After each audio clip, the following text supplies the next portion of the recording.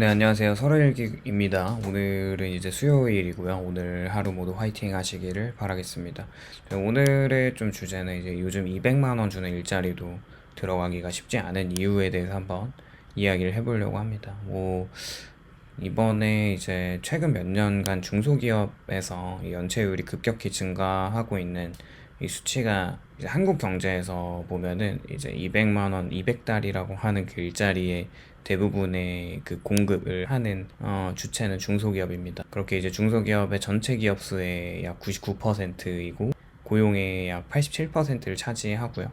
국가 경제와 노동 시장에 중요한 역할을 하죠. 사실 이제 뭐 99%가 중소기업 비율이라고 해서 굉장히 깜짝 놀랐었는데, 이제 대한민국 중소기업 수가 한 830만 개 정도가 되고요.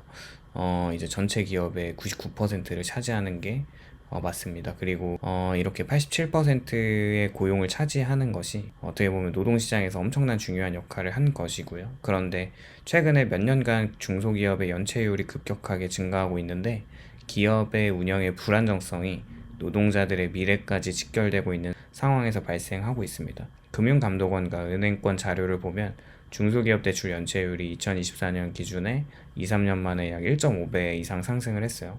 거의 이제 2배 가까운 상승인데, 이제 좀비 기업들이 그만큼 많은 것이고, 특히 영세 제조업과 서비스업에서 단기 차입금과 이제 외상 매출의 어떤 채권이 연체가 계속 발생하는 사례가 늘고 있는 것이고, 이게 재무 압박이 단순한 기업의 손익 악화로 끝나지 않고요. 직원들의 임금 체불이 되고 고용 불안과 구조조정으로 이어지고 결국에 퇴사 이후에 재취업 자체를 어렵게 만드는 악순환을 만들죠.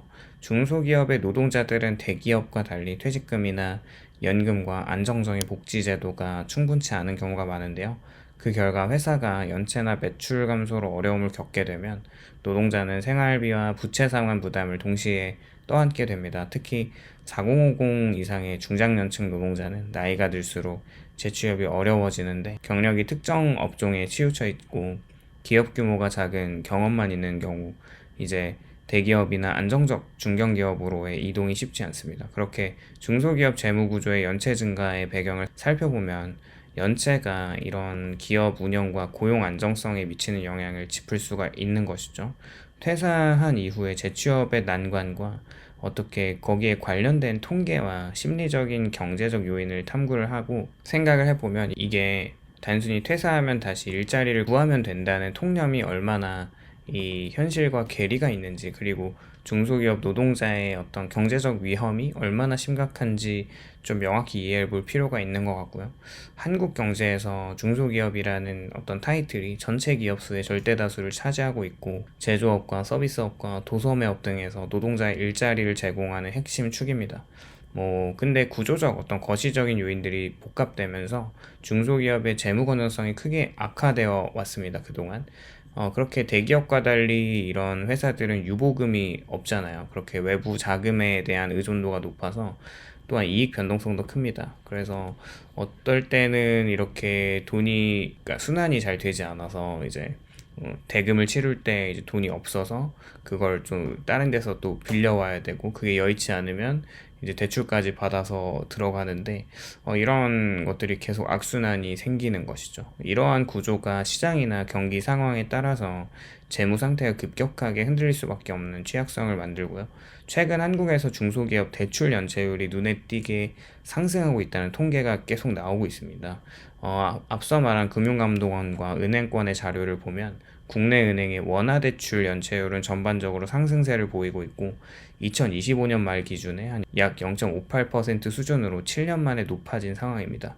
특히 중소기업 연체율은 0.89%까지 올라가서 10년 만에 가장 높은 수준을 기록했다는 보도도 있고요. 이게 중소기업들의 매출 부진과 높은 금리 부담 속에서 이런 원리금 상환에 어려움을 겪는 사례가 계속 많아지고 있는 현실을 보여주는 지표라고 생각을 하는데, 왜냐하면 자금 흐름의 불안정성이 이런 자체 연체 증가의 핵심 배경이 되겠죠. 현재 월 200만 원짜리의 어떤 일자리도 구하기가 힘든 그런 상황들을 보면, 사실 200만 원 이상을 받긴 하지만 최저임금이 한 만 얼마 정도 되면 그걸 이제 월로 환산했을 때 최저시급을 환산하면 209만 원 정도 나오는 것 같은데, 그런 돈을 받는 일자리도 어떻게 보면 그냥 젊었을 때 좀 나이가 어리고 갓 대학교 졸업한 이런 짱짱한 어떤 청년들의 어떤 인적 자원은 분명히 이런 중소기업에서 선호하지만, 그런 친구들이 모두가 중소기업을 처음에 들어가려고 노력을 하진 않잖아요. 그런 사람들을 좀 제외하고도 그냥 대충 눈 낮춰서 들어가려고 하는 사람들과, 이제 30대나 40대, 50대 이렇게 일을 어디서 하기가 좀 애매한, 이제 퇴사를 해서 다시 재취업을 하려고 하는 사람들도 이런 자리로 몰리면서 상대적으로 그런 200만 원의 일자리도 들어가기가 쉽지 않은 현실이 확실한 것 같아요. 대기업 같은 경우는 이제 중소기업과 달리 자체 현금 흐름이나 금융기관의 신용관계 때문에 외부 충격에 상대적으로 강하고, 반면에 중소기업들은 매출 채권 회전율이 낮고 영업 현금 흐름이 약해서 단기 차입에 의존할 수밖에 없는데, 이렇게 급격하게 급돈을 차입을 한다면 거기서 이제 금리도 높기 때문에 그것에 대한 이자 부담금도 엄청나게 커지죠. 그리고 고객사의 지급이 지연이 되고 원자재 가격이 계속 상승하고 있고 환율이 이제 변동이 엄청 컸잖아요. 그런 사소해 보이는 요인 하나하나가 현금 흐름을 일시적으로 막고 외상의 매출도 늘어나고 차입금 상환 스케줄에 차질이 생길 수밖에 없죠. 그리고 대출과 금융 비용의 증가인데, 특히 신용도가 낮거나 담보가 굉장히 부족한 영세기업일수록 금융기관 대출 금리가 높아지잖아요. 그런 대출 금융 옵션이 제한적이어서 연체가 발생할 경우에 빠르게 이런 부담이 누적되고, 결국에는 직원들에게 월급도 줄 수 없을 만큼 이런 하루하루 그냥 버텨나가는 게 쉽지 않은 현실입니다. 통계에서도 중소기업 대출 연체율이 최근에 몇 년간 꾸준하게 상승을 하고 금융권 전체 대비 높은 수준을 유지하고 있고요. 수익성 악화와 경쟁 압박이 굉장히 심해지면서 또 국내 시장이 굉장히 성숙화되고 포화화 됐으니까 글로벌 경쟁이 치열해짐에 따라 중소기업의 이익률은 낮아졌습니다. 대기업과의 뭐 가격 경쟁은 말할 것도 없고, 옆나라 중국에서 이제 엄청난 디플레이션으로 만들어진 제품들이 덤핑되는 걸 보면 그 대기업과의 가격 경쟁뿐만 아니라 이런 엄청난 그 싼 가격으로 들어오는 제품들을 어떻게 국내 기업들이 이길 수가 있을까요? 결국에 유통구조의 불리함과 원자재 가격 변동성 등이 매출은 유지가 되더라도 실제 수익으로 연결되는 비율은 계속 떨어지고 있고, 현금 흐름이 취약한 환경에서 단 한 번의 매출 감소나 납품이 지연된다면 기업을 연체 상황으로 몰아갑니다. 최근에 한국에서 중소기업을 중심으로 뭔가 임금 체불과 사업장이 폐업하는 등 현실적인 고용 불안이 눈에 띄게 증가하고 있다는 통계가 확인됩니다. 노동부 자료에 따르면 2025년 기준 전국에서 누적된 임금 체불이 약 1조 3,421억 원에 달하고요.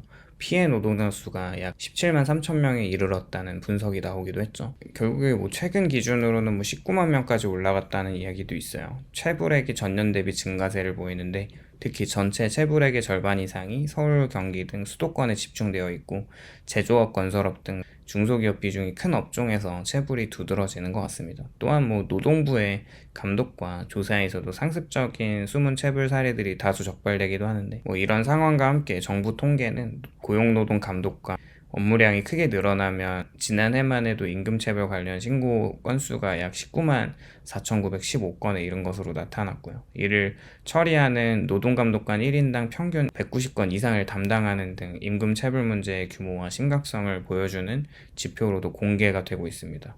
그냥 어느 날 갑자기 회사가 다 정리되고 사라지는 경우가 허다하다는 것이 정말 무서운 현실인 것 같습니다.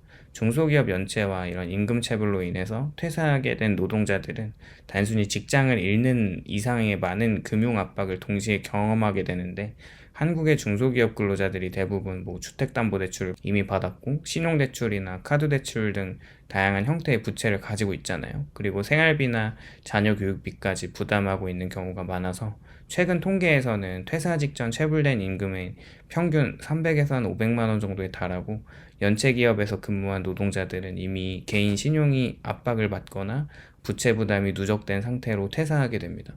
이때 문제는 단순히 금액의 크기뿐만이 아니고 직장을 잃으면 고정 수입이 사라지니까 기존 대출 상환과 생활비 지출은 그대로 남는 상태에서 이런 노동자 대다수 분들이 금융기관과 카드사에 의존해서 생활하고 있기도 하죠. 물론 뭐 실업급여가 나온다고 해도 이거를 커버하기에는 좀 더 이제 적자 구조로 나아갈 수밖에 없기 때문에 그런 것 같습니다.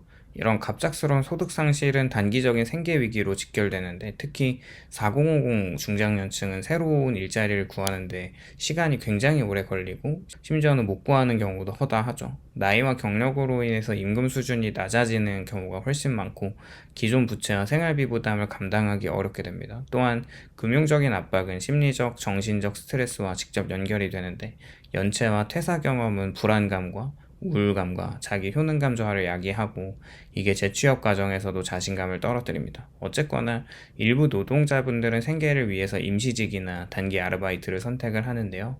이게 장기적 안정성과 또 재정 회복에는 크게 도움이 되지 않는 경우가 많고, 결국에 어떤 경우에서든 내가 일을 할 수 있는 기간은 그렇게 많지 않다라는 것이 현실화가 된 것 같아요. 특히 나이에 따라서 40대 이상이라고 하면 정말 이런 현상들이 앞으로 경제 전반을 좀 총체적으로 흔들 수 있다고 생각을 합니다. 오늘은 이렇게 월 200만 원 주는 일자리도 많이 없어지고 중소기업의 연체율의 급증과 갑자기 막 어느 날 회사가 사라지는 현실에 대해서 이야기해 보았고요. 오늘도 영상이 공감이 되셨다면 좋아요와 구독을 부탁드립니다. 감사합니다.